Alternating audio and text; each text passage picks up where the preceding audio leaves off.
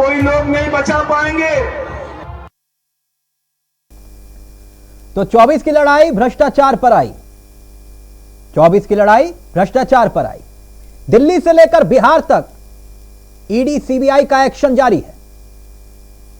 दिल्ली में जहां एक तरफ मनीष सिसोदिया सीबीआई ईडी की रडार पर है, तो दूसरी तरफ पटना से लेकर दिल्ली तक लालू एंड फैमिली टेंशन में है। नौकरी के बदले जमीन घोटाला 15 से 20 जगहों पर सीबीआई ईडी का एक्शन हुआ। दिल्ली के उप मुख्यमंत्री तेजस्वी के घर पर छापा। मुंबई में लालू की बेटी हेमा चंदा के घर पर रेड।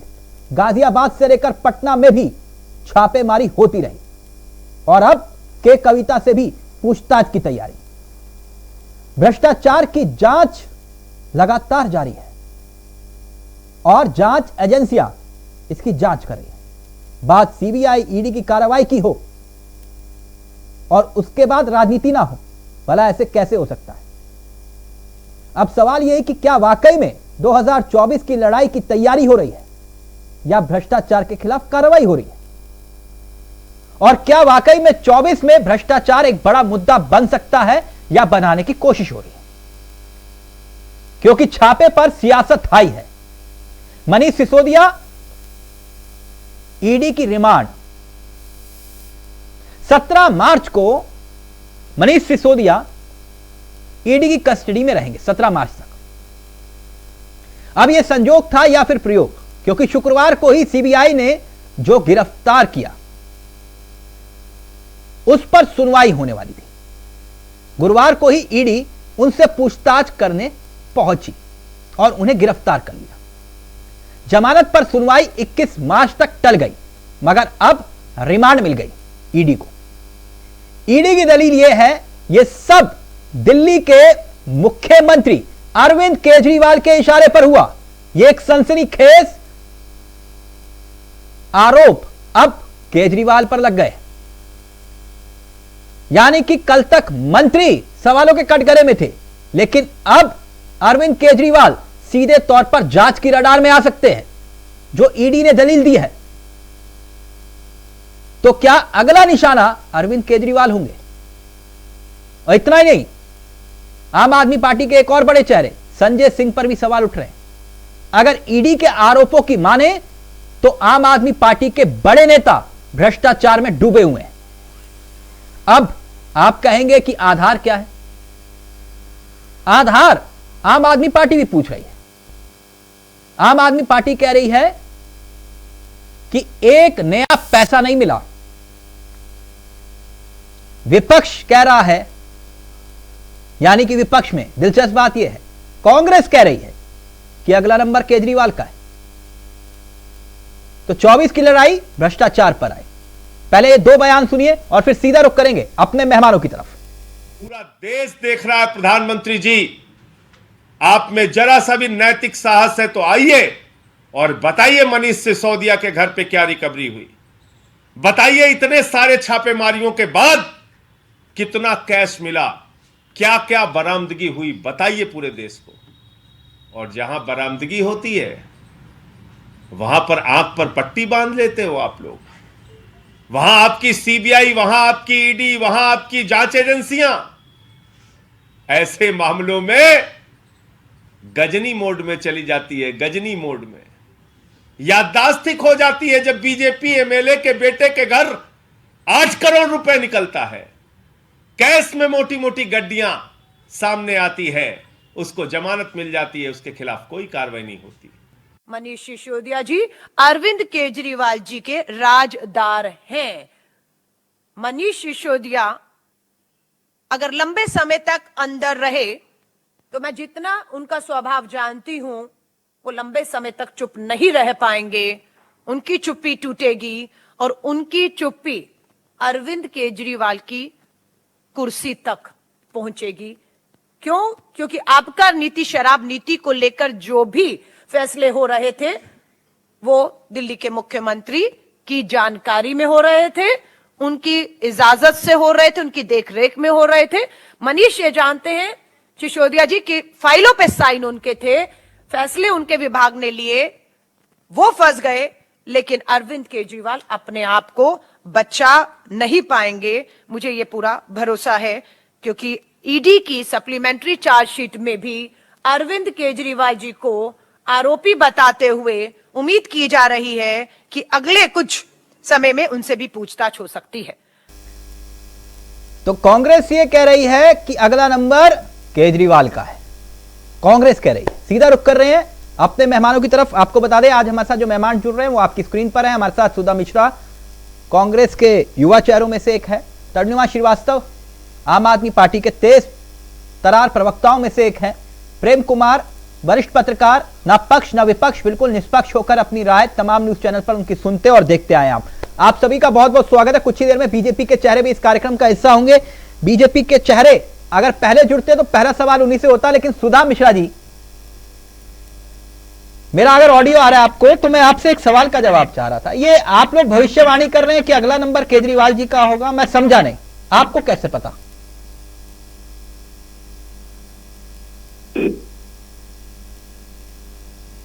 सुधा जी, सुधा जी, लग रहा है सुधा जी से संपर्क नहीं होता है। सुधा जी तक ऑडियो नहीं आ रही, कोशिश करते हैं सुधा जी। तरुणिमा जी, तरुणिमा जी, हाँ जी, जी जी, वो एक कहते हैं ना, कर नहीं तो डर नहीं, कर नहीं तो डर नहीं। एक तो आप भगत सिंह और महाराणा प्रताप हैं, उनसे जुड़े हुए वंशज और तमाम बातें, तो फिर ये ईडी सीबीआई से डर कैसा? तो आपने तो कुछ किया नहीं जी, तो फिर ये समझ से परे है जी। देखिए तिलक साहब, आपने कहा अगर आप यह तो डर इस बात का, तो आपको क्या डर? हम आम आदमी पार्टी के जो लोग हैं डरे हुए, हम बिल्कुल भी डर।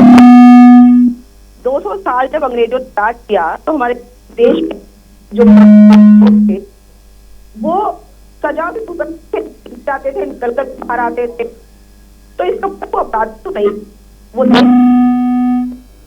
उस समय अंग्रेजों का राज था। आज अंग्रेजों के गुलामी करने वाले लोगों का राज चल रहा है, भारत का राज चल रहा है।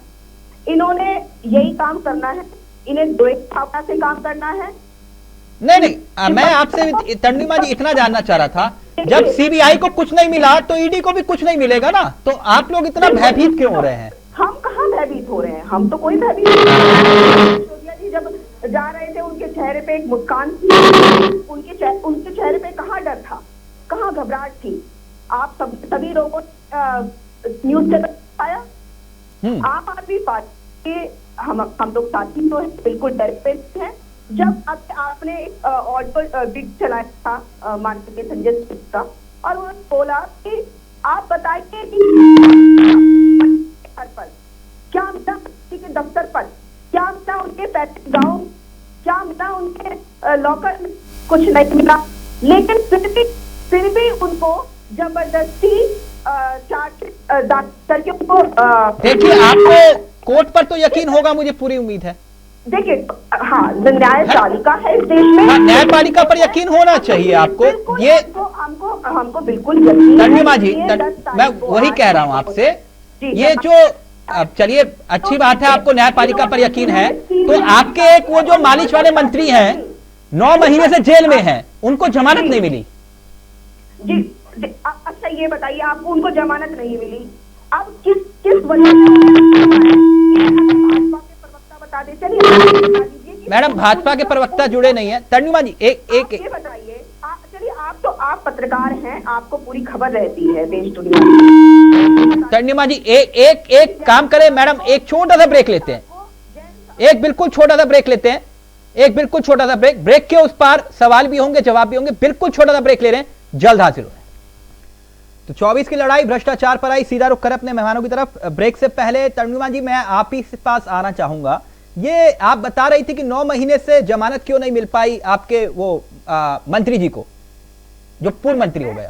बिल्कुल, मैं अभी आपको बता रही थी कि हमारे पूर्व स्वास्थ्य मंत्री सत्येंद्र जैन जी को किस वजह से गिरफ्तार कर रखा है, ये अब तक ना भाजपा के प्रवक्ता बता पाए, ना सीबीआई बता पाएगी, ना ईडी बता पाएगी, ना आप पत्रकार हैं, आपको देश दुनिया के बारे में पता रहता है, ना आप बता पाएंगे। क्या आप बता पाएंगे? नहीं, मैं तो सिर्फ ये कह रहा हूँ कि चलिए किसी को नहीं मालूम होगा, कोर्ट को तो मालूम होगा ना। नहीं, कोर्ट को मालूम है। अगर कोर्ट को मालूम है तो वो बात क्यों नहीं आई?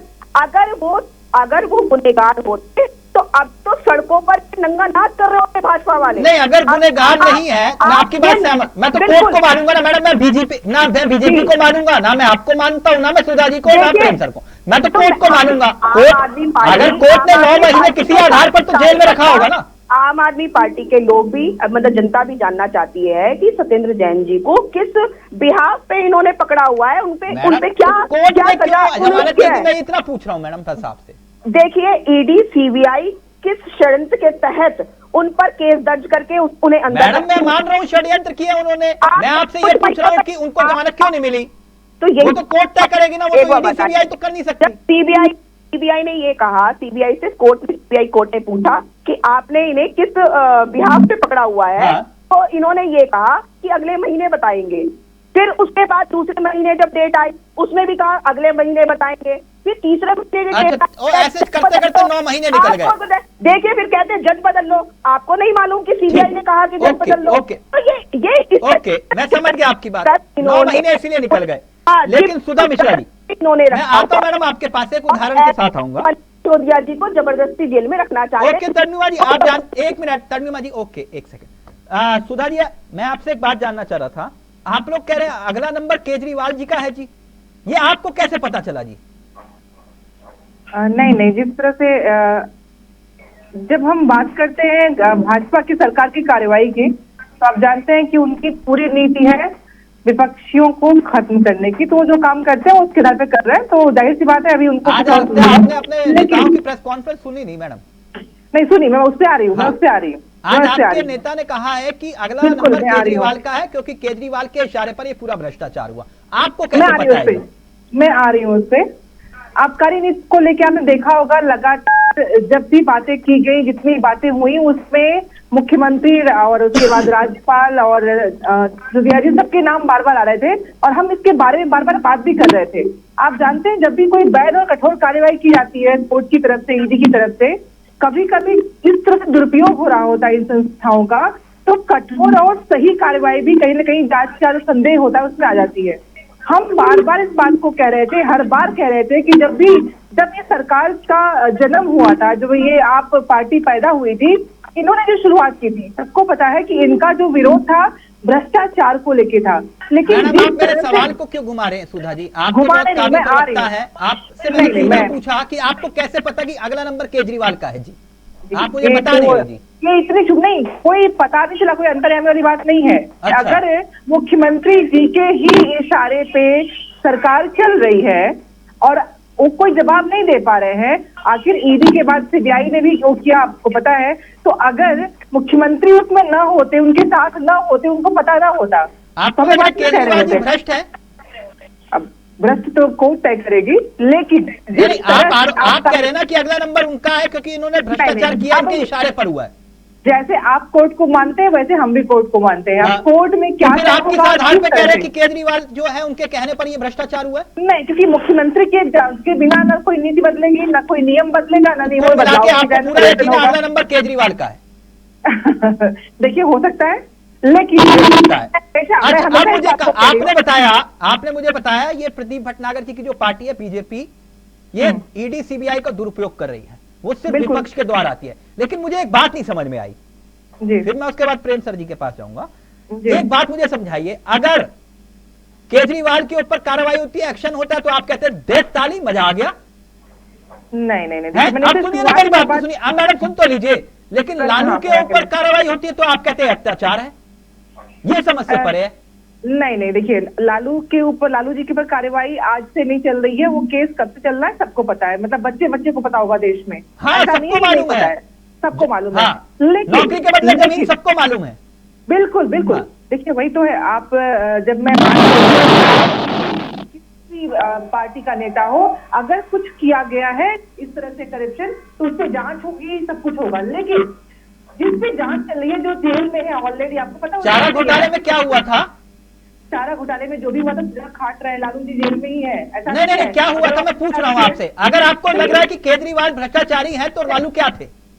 नहीं, मैं उस देश में हूँ, और उस देश की जनता और उस देश की सरकार को देखा है मैंने, जहाँ पे जिस सरकार में पार्टी में जब नाम में था, गांधी जी ने किसी केस को, LIC में कोई केस हुआ था, 51 की बात है, जब लाउड स्पीकर लगा के लोक अदालत लगाई गई थी और उसकी सुनवाई की गई थी, उसमें दोषी पाए गए थे एक मंत्री, अपने ही पार्टी के ऊपर आरोप लगाया गया था। तो हम लोग उस सरकार से आते हैं जहाँ पे चाहे अपनी पार्टी का हो। सुधा मैडम, ये मतलब मीठा मीठा गप गप कड़वा कड़वा थू। अगर केजरीवाल के खिलाफ एक्शन होगा तो ईडी और सीबीआई अच्छी है, और अगर आप लोगों पर एक्शन होगा तो आप कहेंगे कि दुरुपयोग हो रहा है। ये गजब है। अच्छा एक बात प्रेम सर, जिसपे कार्रवाई ऑलरेडी हो रही है, उसके परिवार को इस तरह परेशान करना, और टाइमिंग देखिए, जाहिर सी बात है प्रश्न उठेंगे ना, आपको जो कार्रवाई करनी है आप तो कर ही रहे हैं। ओहो, मतलब टाइम देख कर आना चाहिए ईडी सीबीआई। नहीं, टाइम देख के भाजपा वाले करते हैं, जब तक वो साथ में होते हैं, जिसके अभी चुनाव में देखा आपने ऑफिस में, जिसके खिलाफ बयानबाजी चल रही थी, जिसके खिलाफ कहते इनको वोट मत दो, जैसे ही हारे 2 सीटें जीते, उसी के साथ सरकार बना लिए। तो उसका जवाब मैं ले लूंगा प्रदीप जी से। एक मिनट। ये प्रेम सर, ये राजनीति समझ में आ रही है सर आपको? क्या ये वाकई 24 की तैयारी है? एक तरफ केजरीवाल, कांग्रेस कह रही है, अब बागेश्वर बाबा कंफ्यूज है, कह रहे कांग्रेस को कैसे पता, भविष्यवाणी करने का काम मेरा है। कांग्रेस कह रही है केजरीवाल जी अंदर जाएंगे, ये समझ से परे है। बिल्कुल तिलक जी, 2024 की सारी चीजें तस्वीर नजर आ रही है। जो दिल्ली में घटित हो रहा है उसको अगर हम देखें तो आपदा पैदा करके अवसर हासिल करना, ये आप दिल्ली की घटनाओं में देख सकते हैं। मैं जो देख पा रहा हूँ वो ये कि जो मनीष सिसोदिया 16 अक्टूबर को गिरफ्तार पूछताछ के दौरान, गिरफ्तारी के दौरान जो कह रहे थे कि हम पर दबाव बनाया जा रहा था कि आप बीजेपी में शामिल हो जाइए, वो मनीष सिसोदिया आज जेल में है, और उनके बारे में केजरीवाल जी हत्या की आशंका जता रहे। यहीं पर आपने अभी एक बाइट चलाई जिसमें यह कहा गया कि अगर अधिक समय तक मनीष सिसोदिया जेल में रहेंगे तो वो सारी चीजें बोल देंगे जिससे केजरीवाल फंस सकते हैं। हाँ। ये इस चीज को समझिए। अब एक ऐसी आपदा में ऐसा अवसर तलाशा जा रहा है कि कोई उनको एक नाथ शिंदे मिल जाए, किसी तरीके से केजरीवाल और मनीष सिसोदिया के बीच में मतभेद गहरे हो जाएं, और केजरीवाल जी ने जो कहा हत्या की आशंका, उस स्टेटमेंट को मनीष सिसोदिया जी को समझाया जाए कि हत्या की आशंका जो है आपको अपने लोगों पे है, बीजेपी से नहीं है। ईडी तो आपको कस्टडी में ले रही है, आपकी जान बचा रही है। अगर ये बात उनको कन्विंस कर दी गई तो ये मतभेद और गहरे होंगे, और उसके बाद इससे अवसर उठाया जा सकता है। इस दिशा में पर्दे के पीछे भी चल रहा है और उनके बयानों में भी चीजें सामने आ रही।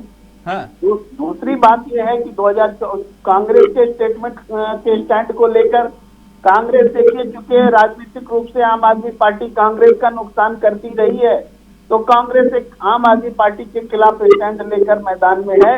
लेकिन वास्तव में ज्यादा डरे हुए कांग्रेस वाले हैं। वास्तव में ये पूरे ईडी सीबीआई हर उस प्रदेश में जाती है जहां गैर बीजेपी सरकारें हैं। इस बात को अगर इस रूप में नहीं लेकर के आम आदमी पार्टी की सरकार में सीबीआई ईडी जा रही है, अगर कांग्रेस ले रही है तो अच्छा प्रेम सर, एक बात, फिर मैं प्रदीप जी के पास जा रहा हूँ। प्रेम सर, एक बात मैं एक बात समझना चाह रहा था आपसे। आपकी तरह एक विद्वान वरिष्ठ पत्रकार हैं, मैं नाम नहीं लूंगा, और एक कांग्रेस के बहुत बड़े नेता हैं, उनसे मेरी बातचीत हो रही थी, तो उन्होंने मुझसे एक बात कहा ये कांग्रेस वाले टेंशन में इसलिए हैं क्योंकि अगर कर्नाटक, मध्य प्रदेश और राजस्थान तीनों जगह पर अगर आम आदमी पार्टी 2-2 या 3-3% वोट ले आई, 2-2 या 3-3%, तो फिर गुजरात बन जाएगा मामला। क्या वाकई ऐसा हो सकता है? इसलिए कांग्रेस परेशान है कि ऐसा ना हो कि कहीं है गाड़ी छूट ना जाए हाथ से, अगर 3% भी लिया है तो हो सकता है ऐसा। तिलक जी, आप जो बोल रहे हैं इसका दूसरा पार्ट मैं यही लगभग बोलने वाला था।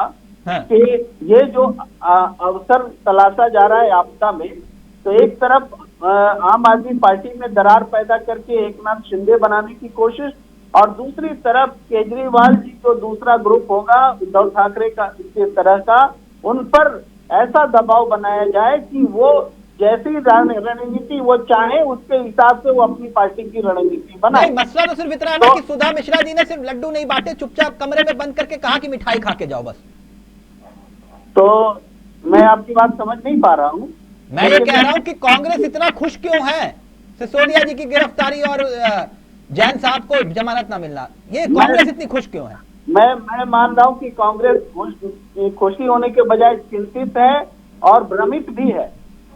हाँ। क्योंकि जहाँ पूरे देश के स्तर पर जो ईडी सीबीआई का दौरा गैर बीजेपी प्रदेशों में होता है। सर आ रहा हूं आपके पास, एक मिनट। ये प्रदीप जी, मैं तो मान गया कांग्रेसियों को, अब बागेश्वर बाबा कंफ्यूज है, बोले कि भविष्यवाणी करने का काम मेरा है, लेकिन आजकल बिल्कुल फिट इनकी भी नहीं, केजरीवाल जी की भी बैठती है बिल्कुल फिट भविष्यवाणी। वो कह रहे हैं अगला नंबर केजरीवाल का है, क्या वाकई ऐसा है?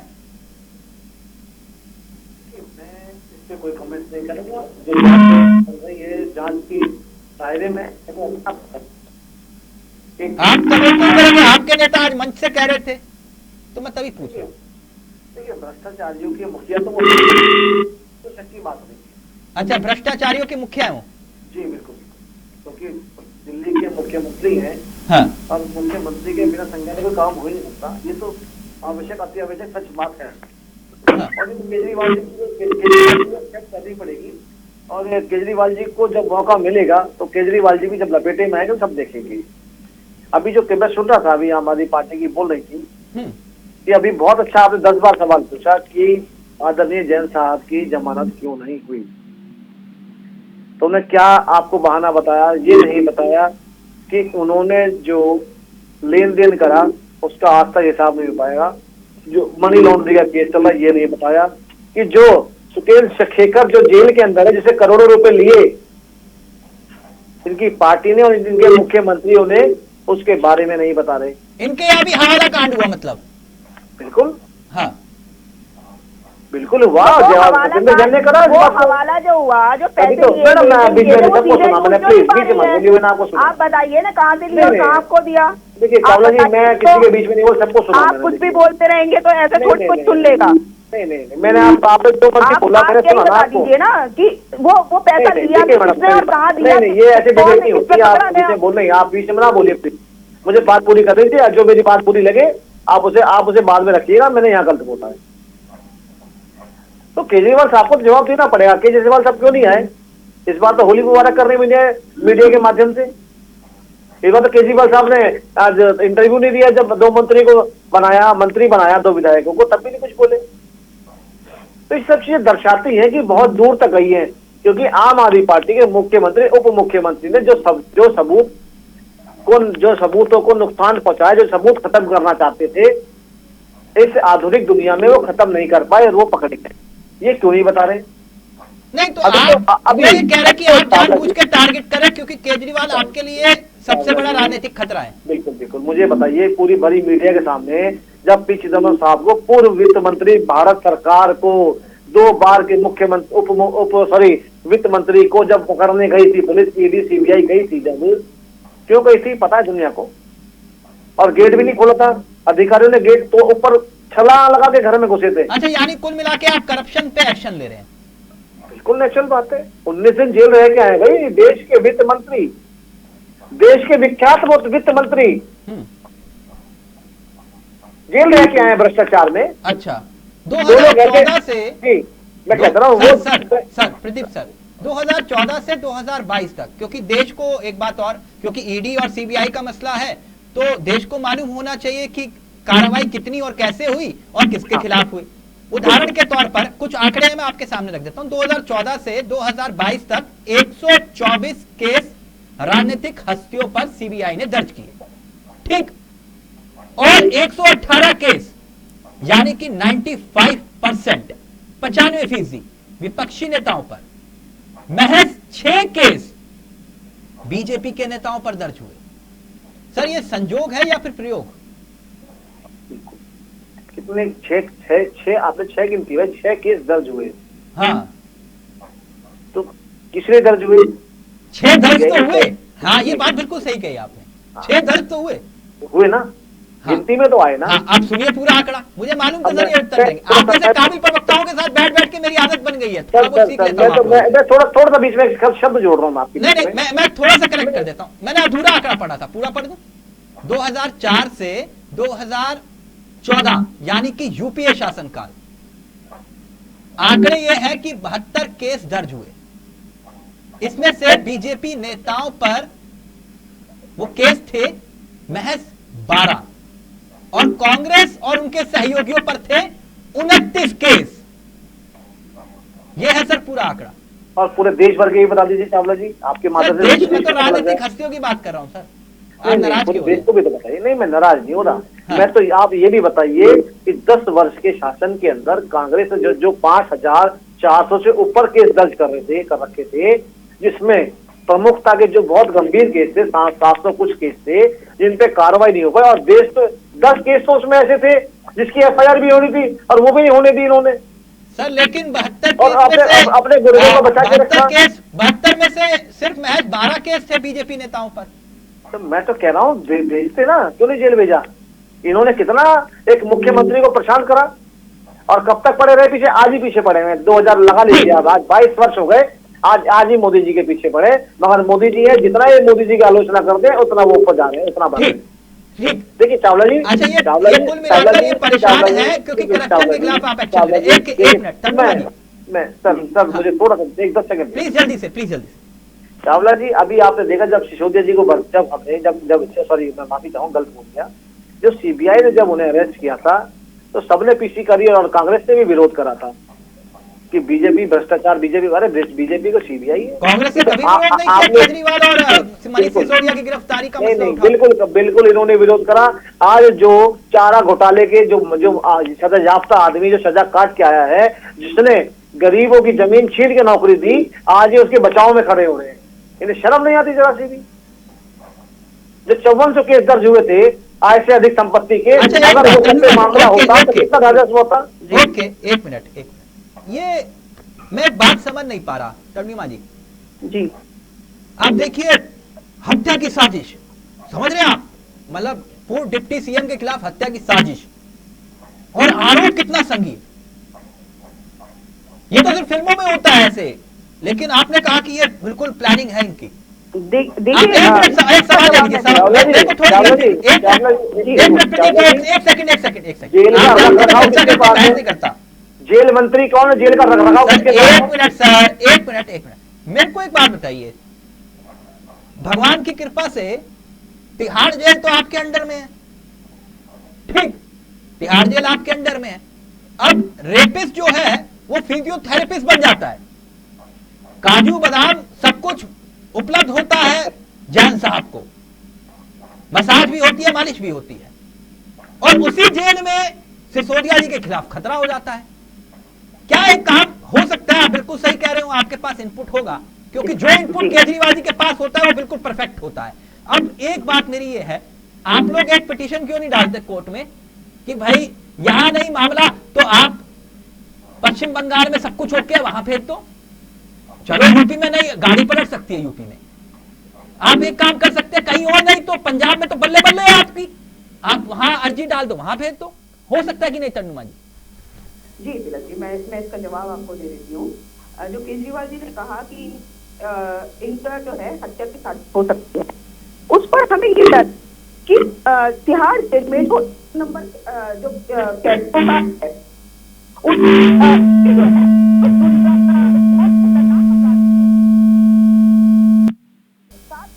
उनके साथ मनीष सिसोदिया जी को रखा जा रहा है, इसलिए हम लोग डरे हुए हैं, इसलिए केजरीवाल जी ने बात कही थी। मैडम मैडम वो जैन साहब वाला वीडियो तो सौभाग्य से सबने देखा। जमानत देखिए, मैं आपको, हम लोग देखिए प्रोसेस के साथ ही जाएंगे। अब आप ये कहेंगे कि कल ही, आज क्यों नहीं हो गया, परसों क्यों नहीं हो गया, आपने 2 दिन पहले क्यों नहीं किया। मैं आपकी बात सब समझ रहा हूँ, मैं कह रहा हूँ इतना बड़ा खतरा है, आपको एक पिटीशन कोर्ट में डालनी चाहिए कि तुरंत उनको ट्रांसफर करो दूसरे जेल में। बिल्कुल उस पर काम चल रहा है, जब अभी हमने जब जमानत का डाला। मैडम उन पे खतरा है, खतरा है उन पे, आप इतना इंतजार क्यों कर रहे हैं?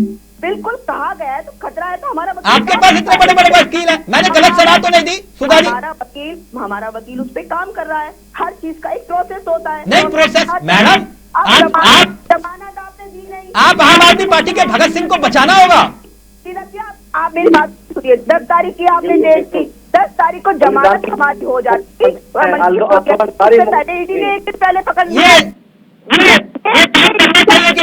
आप ये चल, अभी भाजपा के प्रवक्ता कह रहे थे कि ये भ्रष्टाचारी के सबसे बड़े राजा है, ये है वो है।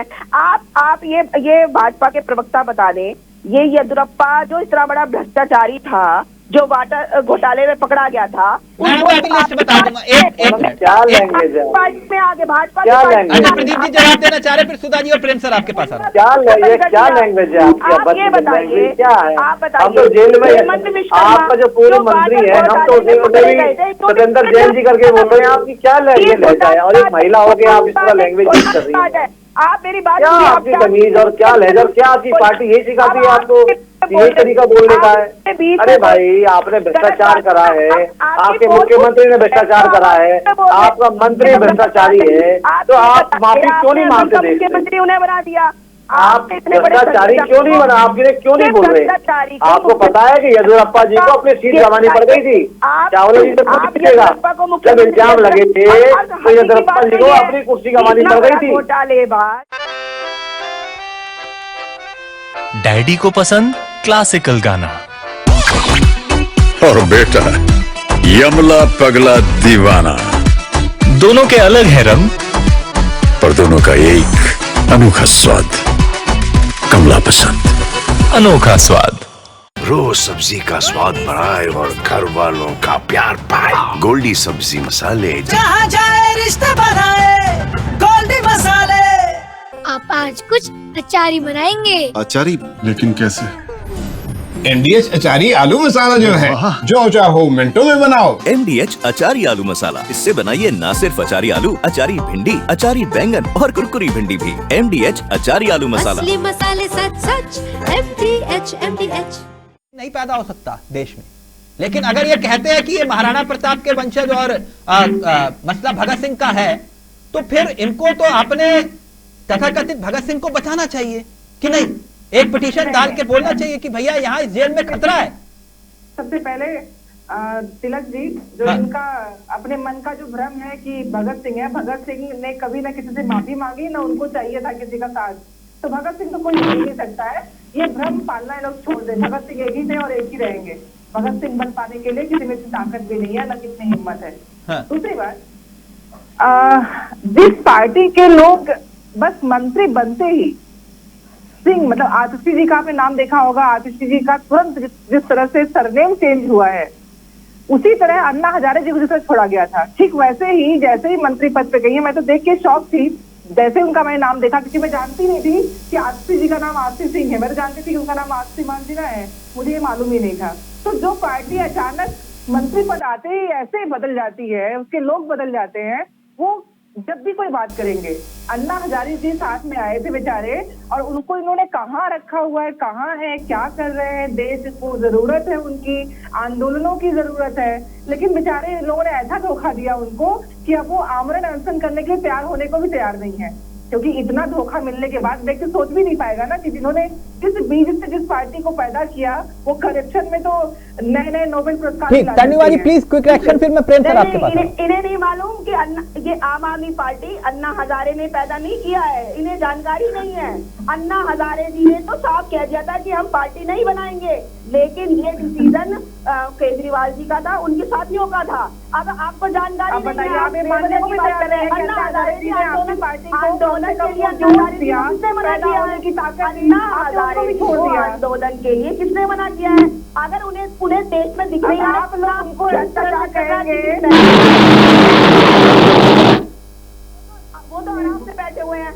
वो कुछ नहीं बोल रहे हैं, उनका अब कोई मत नहीं है। अब भाजपा के साथ बिल्कुल अच्छी बात नहीं है, ये बिल्कुल अच्छी बात नहीं है। अगर अब कांग्रेस को देखेंगे ये है कि राजा बाबू जी हमें कम से कम राजा बाबू से रखना हाथ चाहिए। पकड़ के चल रहे हैं। पूरी कांग्रेस खत्म हो चुकी है, लोग उस पर भरोसा उठ चुका है। दिल्ली से तो कांग्रेस हो चुके हैं, उसकी बेचारी कांग्रेस हो गई होगी तो भय क्या लग रहा होगा। समझ सभी लोग आ जाए घूम के अपने पूरे सर्किल में।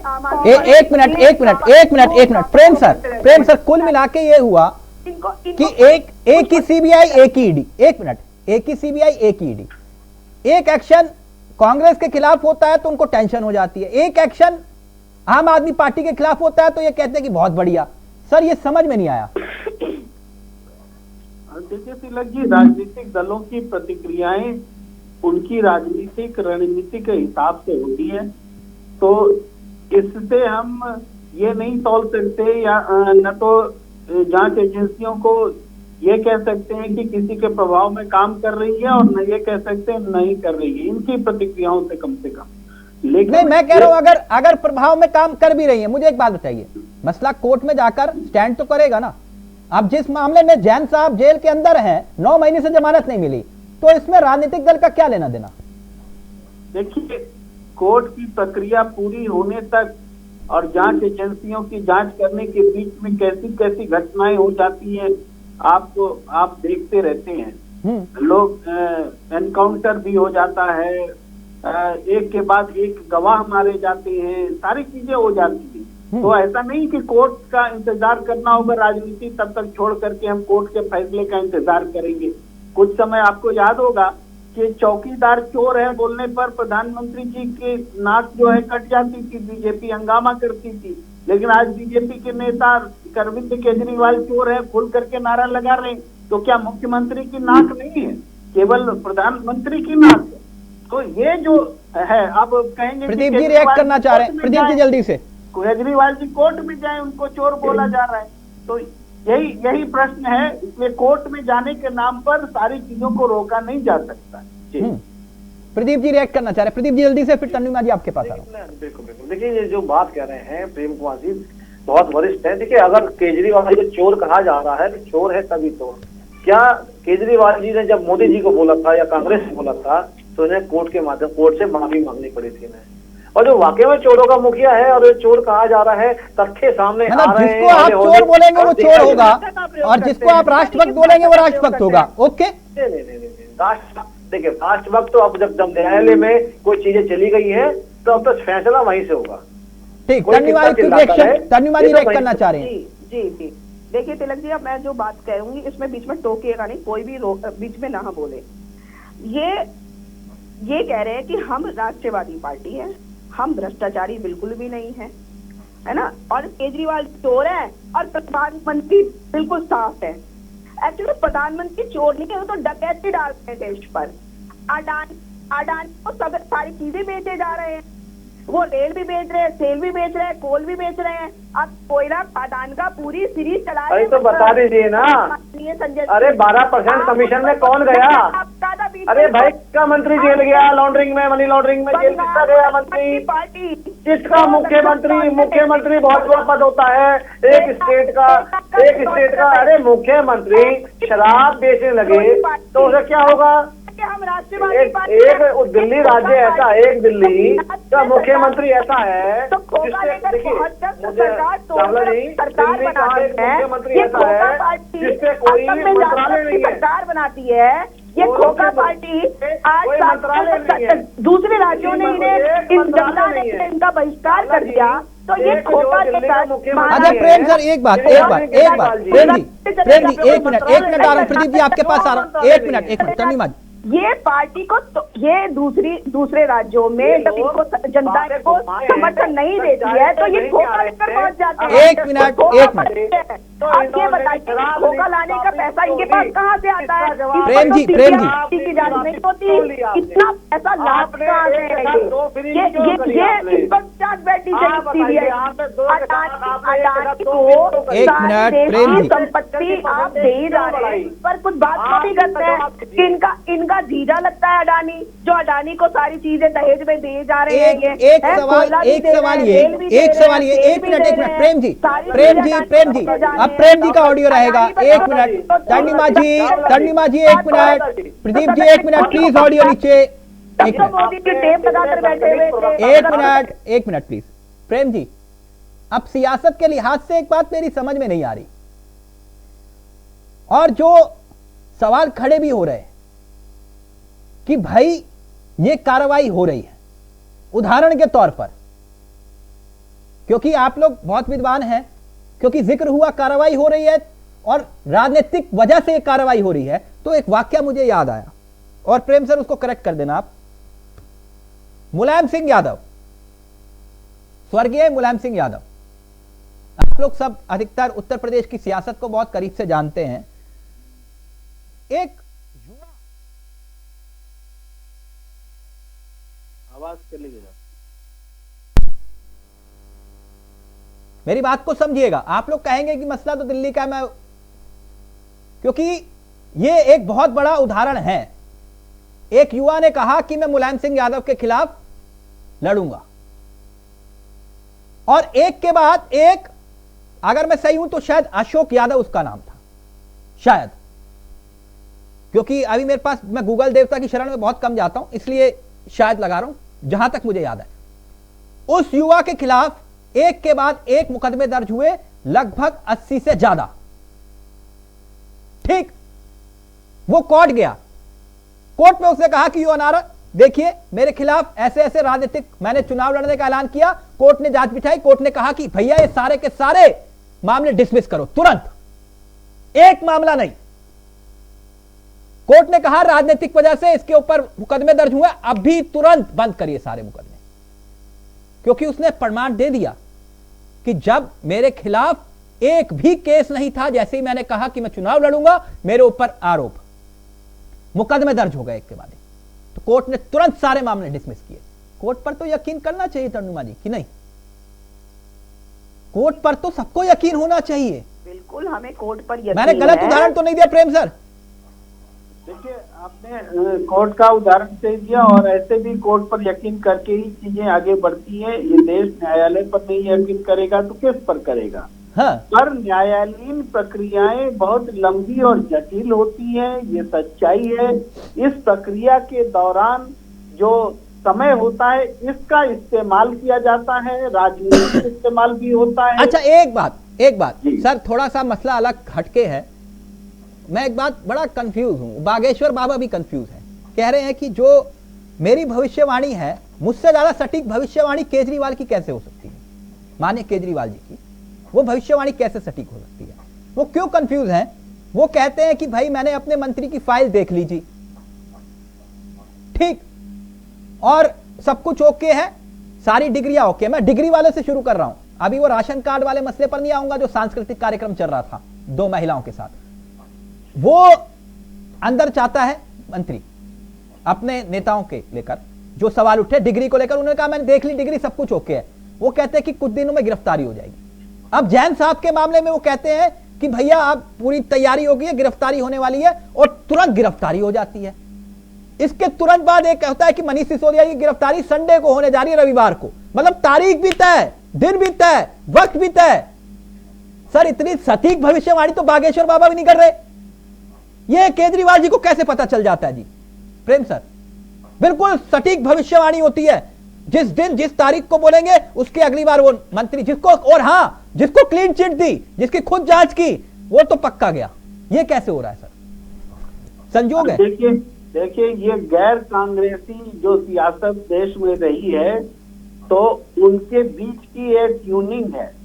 भारतीय जनता पार्टी की सियासत और आम आदमी पार्टी की सियासत काफी मिलती जुलती।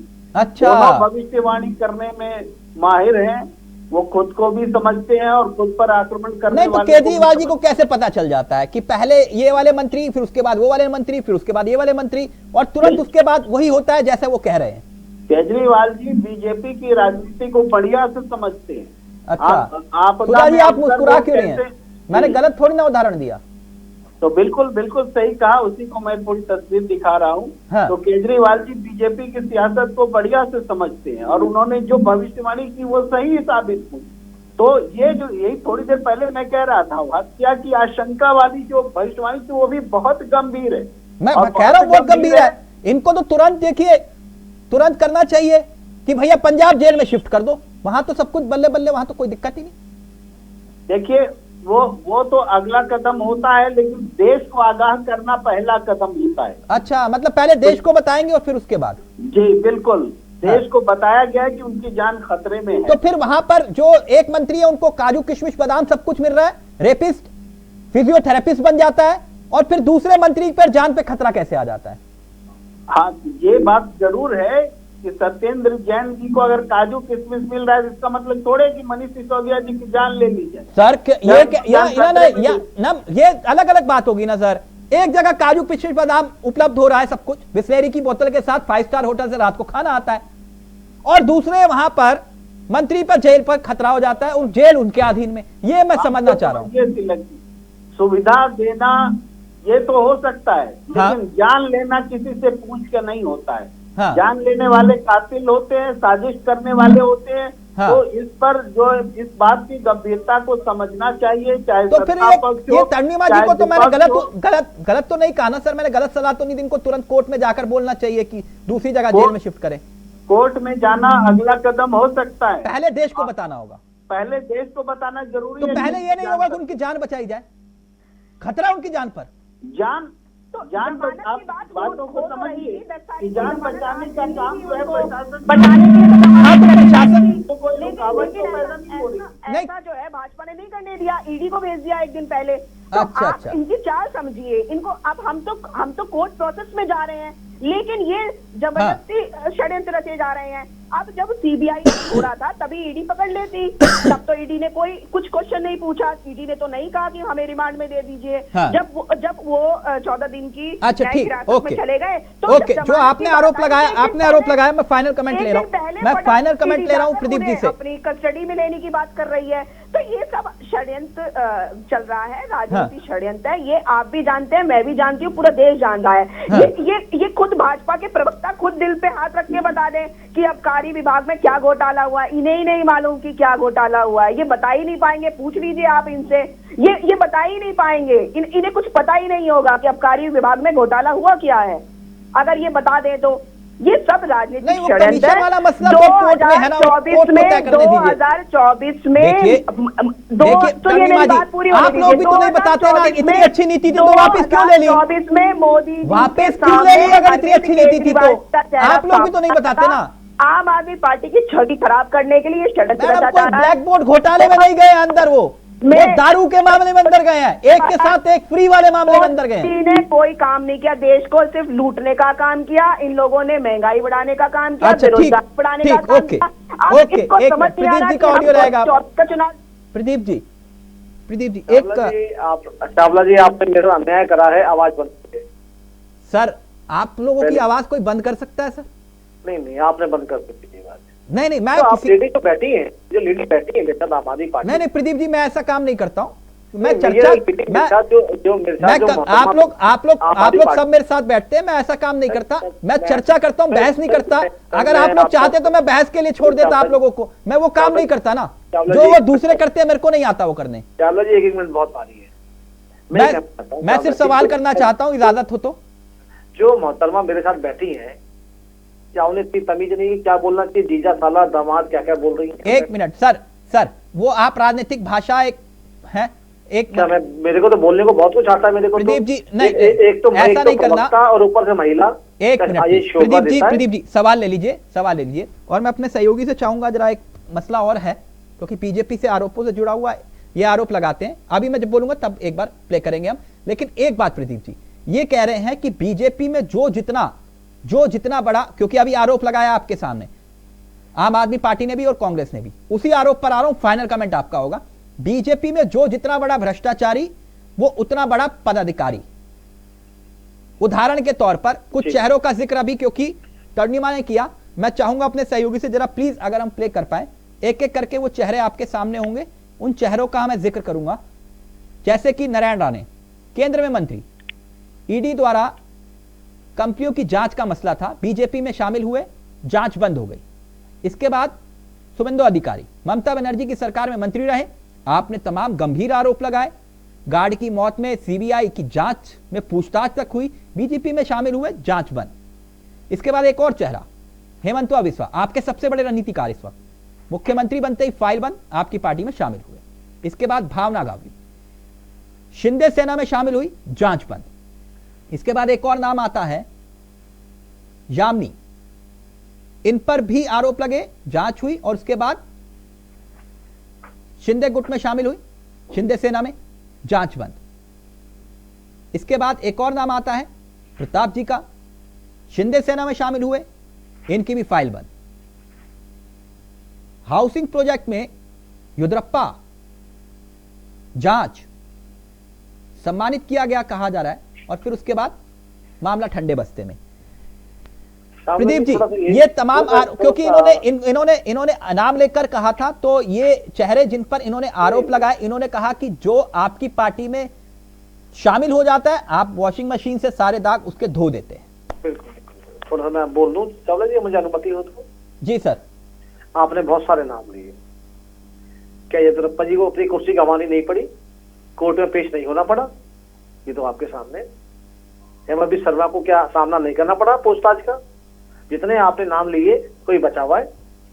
अच्छा, आपकी पार्टी में शामिल होने के बाद कितनी बार उनको पेश होना पड़ा, पूछताछ हुई? अभी आपने शुभेंदु अधिकारी जी का नाम भी लिया था, तो शायद आपको ये भी संज्ञान में हो, शुभेंदु अधिकारी की पेशी हुई, विधायक के बावजूद 2 बार पेशी हुई। हाँ। आपको ये भी तो बताना चाहिए ना। येदियुरप्पा जी को नहीं, आपकी सरकार में शामिल होने के बाद, आपके साथ शामिल होने के बाद कितनी बार इनके खिलाफ जांच हुई? चावला जी देखिए, आप मुझे नहीं बोलने देते, आप मेरे पे कमेंट्स करते रहते हैं, आप मेरी बारी में बिल्कुल नहीं बोलते। कोई लेडीज इतनी बदतमीजी बोल जाए, आप उसे रोकते नहीं। आप जितने भी आपने लोगों के नाम लिए हैं, अगर इन्हें लगता है कि वॉशिंग मशीन में धुल गए तो कोई आपत्ति नहीं, आप समझ सकते हैं। मगर सीबीआई ईडी अगर काम कर रही है तो तथ्यों के आधार पे करती है, उठा के हवा में नहीं करती है। मतलब आप कह रहे हैं अगर धुल गए तो धुल गए, मतलब मुझे बात चावला जी ऐसे बात नहीं बनेगी सर। मैं आप मुझे बीच में टोकते रहेंगे तो मैं अपनी बात नहीं सर, आप ये कह रहे हैं कि अगर दांत धुल गए, मैं आप नाराज मत होइए, अपनी बात रखिए। नाराज की बात नहीं है ना, आप मुझे बोलने नहीं दे रहे ना सर, आप मेरी आवाज को बार बंद कर रहे हैं ना, आप बोलने नहीं दे रहे, नहीं नाराज मत होइए सर, बात रखिए। विपक्षी बैठे हैं, उनकी बात बड़ी हो जाएगी, मेरी हो जाएगी। नहीं सर, आप प्लीज अपनी बात रखिए सर, क्योंकि इन्होंने आरोप लगाए थे, मैंने इसलिए सवाल पूछा आपसे, आप मुझसे नाराज मत होइए। ये होगा कि जो देश दुनिया इस डिबेट को देखेगी, भाजपा जो प्रवक्ता नेता देखेंगे, वो यही कहेंगे कि एक प्रवक्ता भाजपा का एक नेता बैठा था, वो जवाब ही नहीं दे पाया विपक्ष का। नहीं सर, प्लीज अपनी बात रखिए, मैं नहीं चाहता आप ऐसा। चावला जी, जितनों के नाम लिए, क्या वो छूट गए? क्या उनके जांचें नहीं हुई? क्या जांचें नहीं हुई? जो आंख के अंधे बैठे हैं, जो हर बार टीवी डिबेट में एक ही चीज को कहते हैं, क्या उन्हें नहीं पता पूरी चीजें? जब मनीष सिसोदिया जी पे जब मामला दर्ज हुआ, क्या उठा के हाथों हाथ जेल भेज दिया? जांच नहीं हुई? ठीक, बहुत अच्छी बात कही आपने। वक्त इजाजत नहीं दे रहा, घर की जांच मैं वक्त से ऊपर चला गया। एक मिनट, बहुत अच्छी बात कही प्रदीप जी ने, बहुत अच्छी बात कही। तो एक काम करिए ना सुधा जी, देखिए आप ये कहते हैं कि ईडी सीबीआई इनके हाथ में है, भगवान की कृपा से राजस्थान, छत्तीसगढ़, झारखंड, ये तमाम राज्यों में आपकी सरकार है, और जैसे तड़नीवाल जी की पंजाब में है ना, वहां तो कहते थे कि बादल हमारे आते ही देखिएगा सबको अंदर कर देंगे। कैप्टन अमरिंदर साहब फार्म हाउस में बैठ के काजू बादाम सब खा रहे, आप लोगों को किसने रोका है? रमन सिंह के खिलाफ तो आरोप लगाए, कितनी बार जांच बिठा दी आप लोगों ने? सुधा जी, बिठाई किसी ने? कितनी जांच हुई झारखंड में, कितनी जांच हुई छत्तीसगढ़ में, और पंजाब में कितनी जांच हो गई? अगर ये सारे भ्रष्टाचारी थे तो आप वहां तो किसी ने नहीं रोका था ना आप लोगों को, कर लेते जांच। सवाल यही है। मेरी आवाज आ रही है जी? जल्दी से 10 सेकंड। जी बिल्कुल, हम भाजपा की तरह कार्य करने वाली पार्टी ने एक वैचारिकी और जिस तरह से काम किया, घोषणा पत्र में लिखोगे इनको जेल में डाल देंगे, सत्ता में आते क्यों नहीं डालते हो? देखिए तिलक जी, ये कहना सबसे आसान काम होता है, अगर हम वही जो कर रहे हैं तो मतलब ये है ना, सबको मालूम है, आप लोग चुनाव में बोलते, चुनाव के बाद सब इकट्ठे हो जाते हो।